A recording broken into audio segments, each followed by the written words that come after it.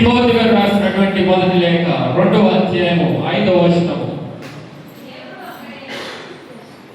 దేవుడు ఒక్కడే,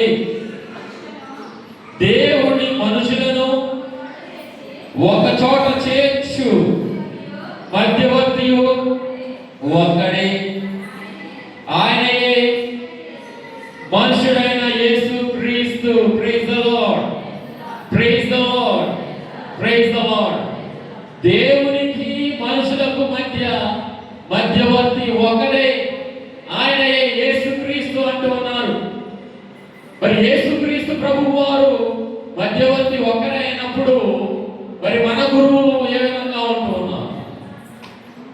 మన గురువులు ఏ విధంగా మరి ప్రజలకు యేసు ప్రభువు వారికి మధ్యవర్తిగా ఉంటూ ఉన్నారు అంటే ఆయన స్థాపించినటువంటి గురుత్వములో పాలి భాగస్తులు అవడం ద్వారా గురువులు ప్రతి ఒక్కరు కూడా అపర క్రీస్తుగా, మరో క్రీస్తుగా దేవునికి ఆయన ప్రజలకు మధ్య మధ్యవర్తిగా వాళ్ళు ఉంటూ ఉన్నారు. దేవునికి ప్రజలకు మధ్య సఖ్యతను ఏర్పరచడానికి వాళ్ళు ఒక బ్రిడ్జిగా ఉంటూ ఉన్నారు, వాళ్ళు ఒక వంతెనగా ఉంటూ ఉన్నారు. మనం కట్టుకున్నటువంటి పాపములు, పాపపు క్రియలు ఇవన్నీ కూడా తొలగించుకోవాలంటే మనకు ఉన్నటువంటి ఒకే ఒక్క దారి, ఒకే ఒక అవకాశం ఏమిటంటే క్రీస్తు ప్రభువు స్థాపించినటువంటి దివ్య సంస్కారము, పాప సంకీర్తనము. యేసు ప్రభువు వారు వీటన్నిటిని కూడా ముందే గుర్తెరిగి ఆయన 7 దివ్య సంస్కారాలను స్థాపించడం జరిగింది. దేవుని యొక్క బిడ్డలుగా మనము జ్ఞాన స్నానంలో మనము దేవుణ్ణి సంపూర్తిగా విశ్వసించి ఆయనను రక్షకుడిగా మనం స్వీకరిస్తూ ఉన్నాం. జ్ఞాన స్నానంలో మన యొక్క జన్మ పాపములను, ఇతర పాపములను మనము పోగొట్టుకుంటూ ఉన్నాం. మరి ఇక ఈ పాప సంకేతం ఎందుకంటే ప్రియమైనటువంటి దేవుని బిడ్డలారా, జ్ఞాన స్నానము తీసుకున్న తరువాత మనము మన యొక్క బలహీనతల ద్వారా కట్టుకున్న పాపములన్నీ కూడా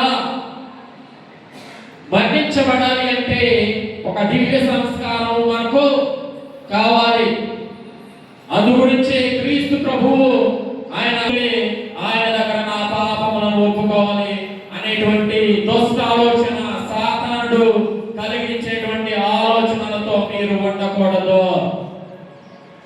క్రీస్తు ప్రభుని యొక్క యాజకత్వంలో పాలి భాగస్తులై అపర క్రీస్తులుగా పిలువబడుతున్నటువంటి గురువులు పాప సంకీర్తనలో కూర్చున్నప్పుడు స్వయంగా మీరు ఆ క్రీస్తు ప్రభువుకే మీరు మీ యొక్క పాపములను చెప్పుకుంటూ ఉన్నారు.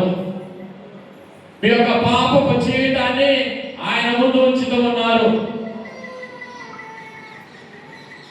అటువంటి దివ్య సంస్కారాన్ని మనము సద్వినియోగపరచుకోవాలి. ప్రియమైనటువంటి దేవుని బిడ్డలారా, మనం చేసేటువంటి పాపపు క్రియలు కానీ, మన యొక్క పాపపు జీవితం కానీ ఆ యొక్క దేవుని నుంచి కనుమరుగయ్యేటట్లు మనము ఈ అంశం గురించి మనము ధ్యానించుకుందాం.